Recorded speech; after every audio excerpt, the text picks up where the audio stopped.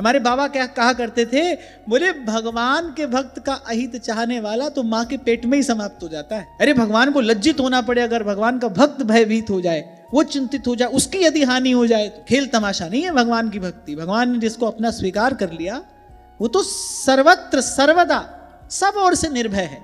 जैसे ही भगवान सारथी के स्थान पर बैठे, भगवान ने कहा भाई असंख्य असंख्य अस्त्र शस्त्र दिव्यास्त्र अर्जुन की ओर आएंगे, पर मेरे होते अर्जुन का कोई स्पर्श नहीं कर सकता। तभी सूरदास जी हंसते हुए कहते, बोले जाको मन मोहन अंग करे। अंग करे का वैसे एक विशेष अर्थ होता है। आपने कभी अगर दो मित्रों को देखा हो, वैसे एक दूसरे के कंधे पे हाथ रख के खड़े होते हैं ना, तो ऐसे सूरदास जी कह रहे जिसके कंधे पर ठाकुर जी ने अपना हाथ रख दिया है, बोले जाको मन मोहन अंग करे, अरे वाह को केस खसे नहीं सिर ते, जो जग बैर करे। और एक प्रकार से ऐसी ही तो स्थिति थी, सारा संसार सामने खड़ा है। अच्छा उनकी तरफ देखा तो घबरा गए, फिर जैसे ही भगवान की तरफ देखा चैन आ गया, बोले नहीं अब कोई भय नहीं है।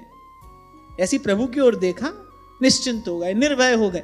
जब तक यहां देखोगे तब तक तो भय है, चिंता है। अपने प्रभु की ओर देखो, ना कोई भय है ना चिंता, हमारे साथ हैं। जब आप किस बात की चिंता।